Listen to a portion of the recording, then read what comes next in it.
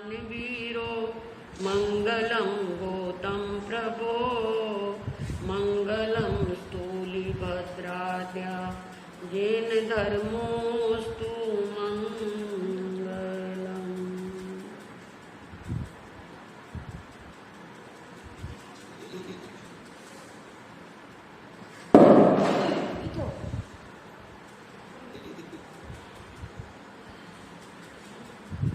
पूज्य आचार्य भगवान, पूज्य प्रवर्तक श्री जी, गुरुदेव की अपार कृपा से ये प्रवचन श्रृंखला आप सभी के समक्ष चल रही है।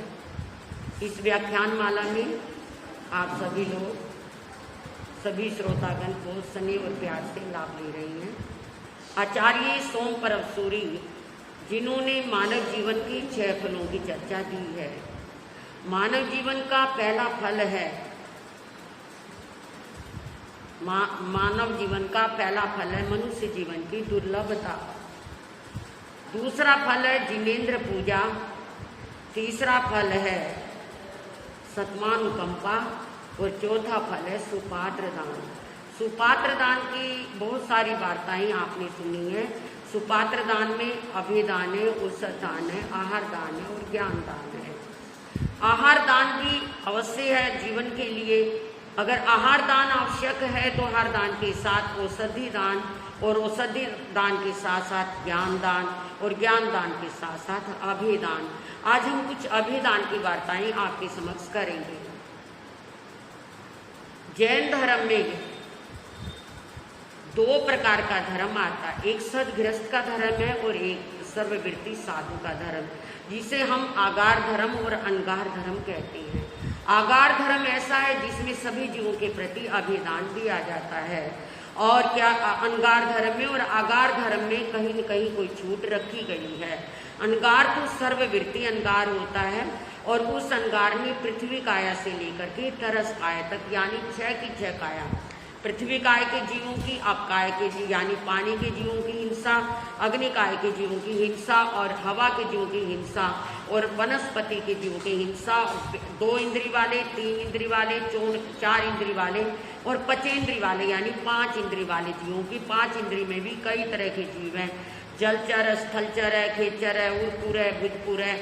यानी जलचर जो जल में रहने वाले, स्थलचर जो पृथ्वी पर चलने वाले हैं, आकाश में खेचर आकाश में उड़ने वाले हैं, उड़पुर भुजाओं के बल चलने वाले, सांप नेवला आदि है। ये जितने भी जीव है संसार के, सबके जीवों की हिंसा का सर्ववृत्ति अनगार पूरा त्याग करता है और जो पूरा त्याग करता है वही जीवों को अभिदान दे सकता है। इसीलिए लोगस के पाठ में आता है अभेदयान। ऐसे तीर्थंकर महाप्रभु जिन्होंने संसार के सभी जीवों को अभेदान दिया, पृथ्वी से लेकर के पचेंद्री मनुष्य तक, ना मरना, ना मारना, ना किसी को प्रेरणा देना, अपनी तरफ से मारना भी नहीं, मारने की प्रेरणा भी नहीं दे रहा और जो मार रहा उसके प्रति पूरी तरह से सावधान करना, रक्षा करना जीवों की, ये अभिदान है। केवल एक जैन धर्म ही ऐसा धर्म है जहां पूरी तरह से जीवों को सर्ववृत्ति साधु जीवन लेकर के पूरी तरह से जीवों की सुरक्षा की जाती है। और कोई त्योहार जैन धर्म में ऐसा नहीं आता जहां पर कोई हिंसा हो या हिंसा का कोई भी कार्य हो। जो भी त्योहार यहाँ पर आएगा, चाहे वो महावीर जयंती आए या वो संवत्सरी पर्व आए या वो पर्युषण आए, हर त्योहार में जीवों की रक्षा की बात की जाती है, जीवों के प्रति रक्षा का भाव दिखाया गया है। ये पूरे जैन धर्म का सार है, जीवों की क्या प्रति दया का पालना। और यहाँ पर यही कहा गया है, दया सुखों की बेलड़ी, दया सुखों की खान।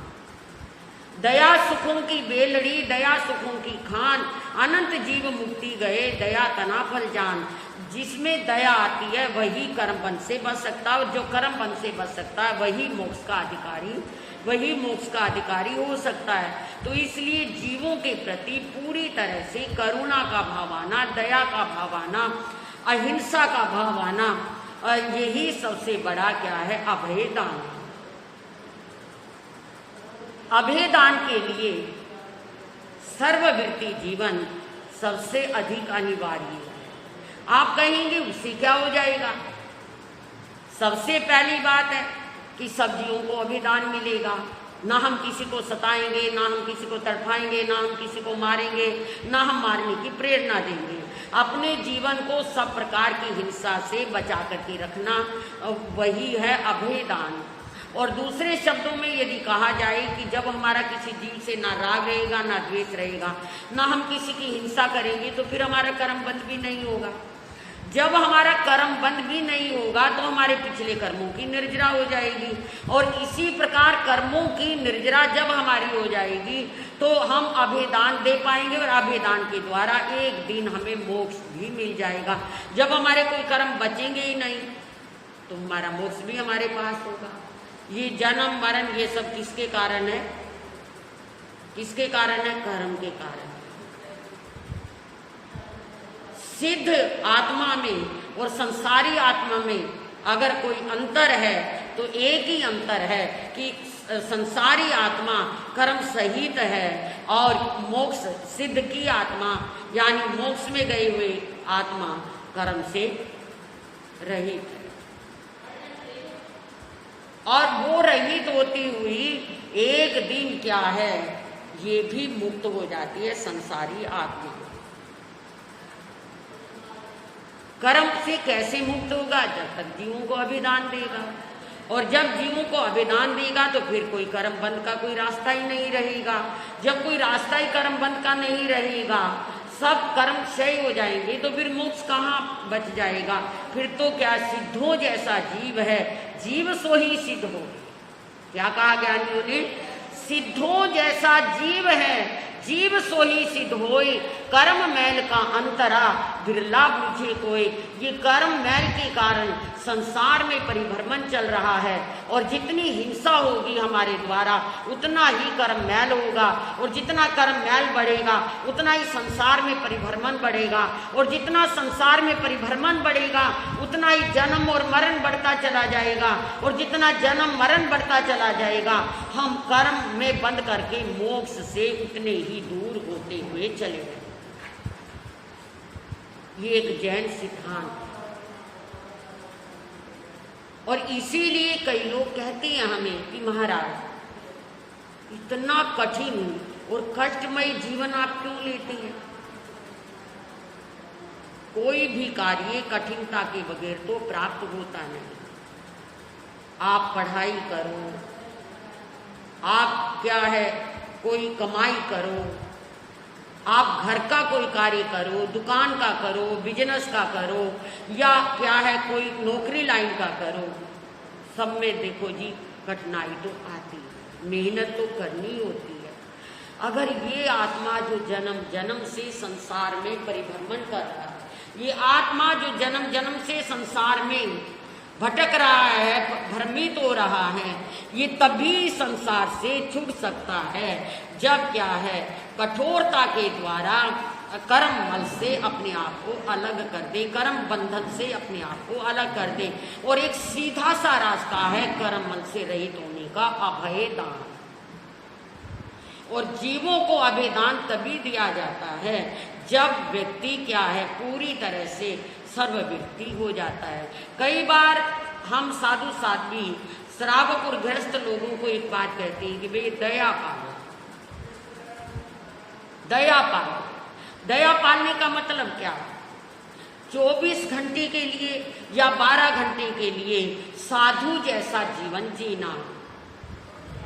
साधु जैसा जीवन मतलब मुख वस्त्रिका लगाना, और मुख वस्त्रिका लगाकर स्थानक में महाराज की शरण में आना, और फिर आहार भी जैसे महाराज लेते हैं उसी तरह आहार लेना, कच्चे पानी को भी नहीं छूना, आग को भी नहीं छूना, और क्या हवा भी नहीं करना, यानी सब तरह से जीवों की हिंसा से बचना, सब प्रकार की हिंसा से बचना ही दया है। और उसका पालन ज्यादा नहीं तो गृहस्थ को कम से कम 15 दिन में एक बार, महीने में एक बार अवश्य करना चाहिए, ताकि वो संसार के सब कार्यों से निवृत्त हो करके कम से कम कर्म बंध से थोड़ा अपने आप को संभाल पाए। कर्म बंध से अपने आप को बचा पाए।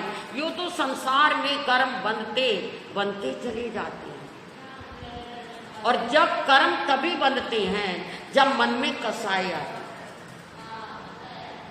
संसार कहते हैं आचार्य भद्रबाहु स्वामी, संसार असौ कम्मम, संसार असौ कम्मम तिस भी हुंती कसाया।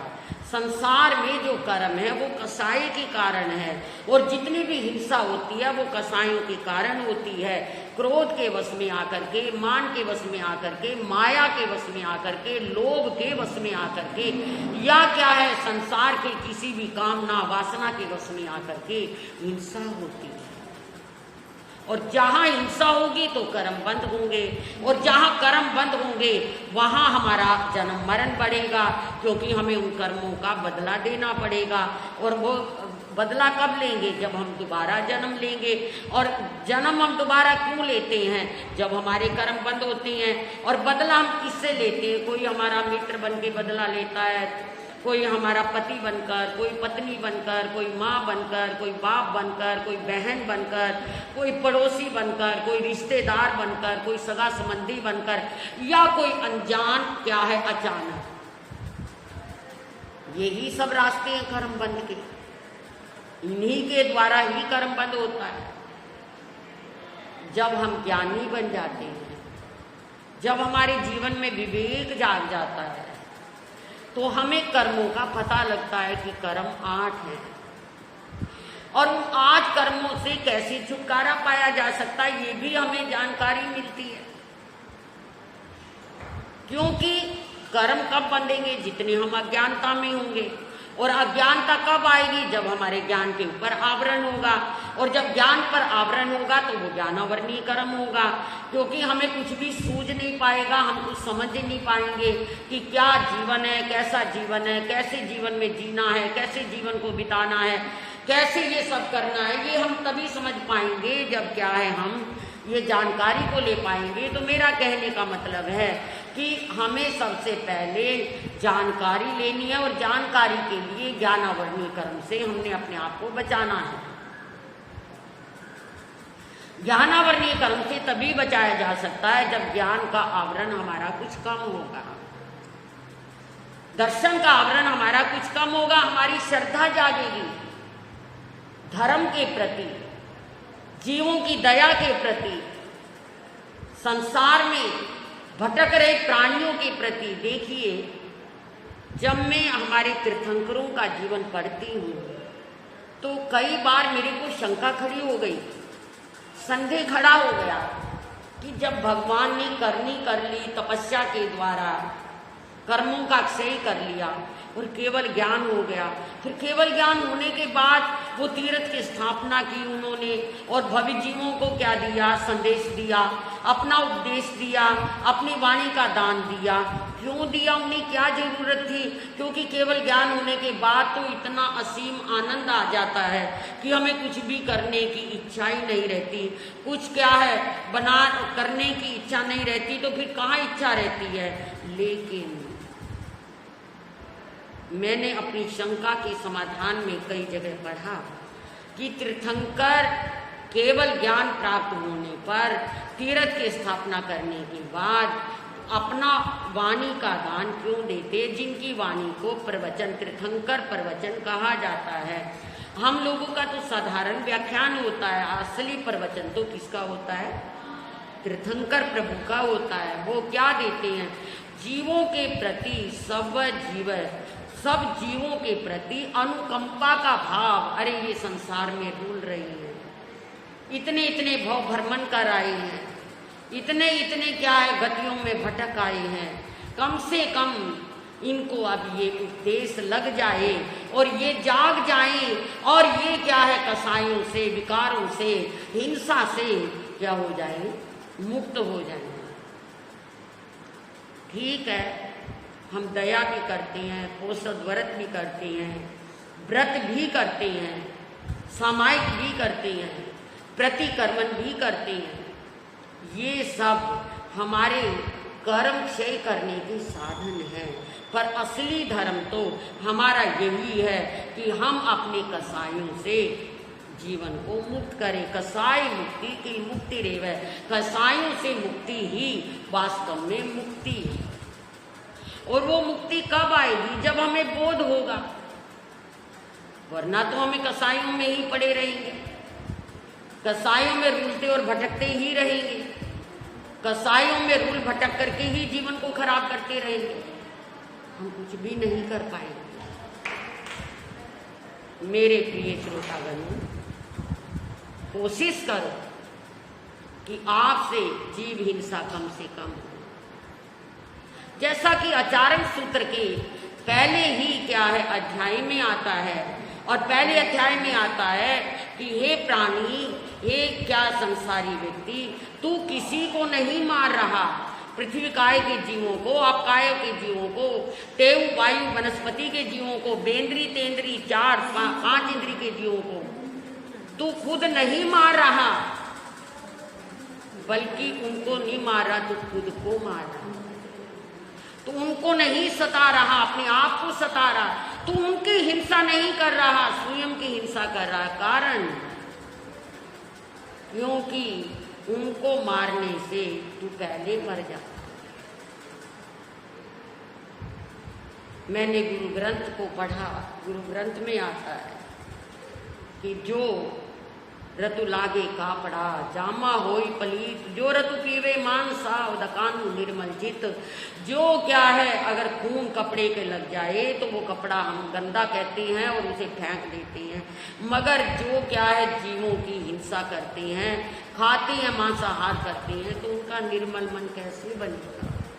कपड़े के खून लगे तो मैला हो जाता है। जो रतु लागे कापड़ा, जामा होई पलीत, यानी वो गंदा हो जाता है। जो रतु पीवे मानसा, जो मनुष्य खून पीते हैं, उनका कानून निर्मल चित, उनका निर्मल चित कैसे हो सकता? नहीं हो सकता। इसलिए हम आचिंतन करें। और यही बात क्या है गुरु नानक देव ने गुरु ग्रंथ में कही। क्या कहा उन्होंने कि गुरु नानक ने क्या बताया? देख मर्दानिया तुम। क्या कहा मर्दाना को? गुरु नानक देव ने, शिष्य थे उनके, भगत थे उनके, मर्दाना को क्या कहा? वेख मर्दानिया तू रंग करतार दे। वेख मर्दानिया तू रंग करतार दे, आपे मर जांदे जेड़े दूजियां नू मार दे। क्या कहा? मर्दाना सुन, वो उन व्यक्तियों के क्या है, या कर्म देने वाले के कर्म को देख, जो दूसरों को दुख देते हैं वो स्वयं ही। वेख मर्दानिया तू रंग करतार दे, यानी वहां पर क्या माना है? भगवान को कर्म देने वाला माना है।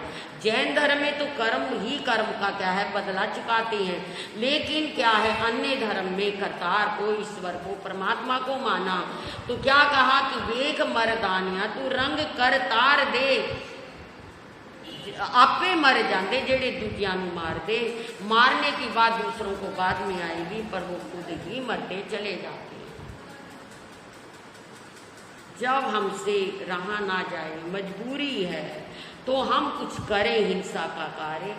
अगर हमसे क्या है हिंसा से बच सके, तो इससे बड़ा कोई जीवन में धर्म, कोई धर्म और कर्म नहीं है। चाहे वो कोई भी धर्म हो, हिंसा के लिए कोई धर्म तैयार नहीं रहता।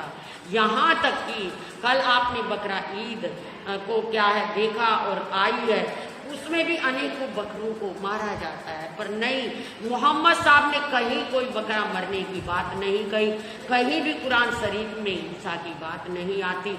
ये तो समय के साथ न जाने क्यों ऐसी धारणाएं बनती चली गई। धर्म में तो कहीं हत्या और मारने की बात आती नहीं, हिंसा की बात आती नहीं। तो मेरे प्यारे भाई बहनों, ये अभय दान में हमें अभय, अभय का मतलब समझते हैं, अभय, कोई भय ना किसी को रहे,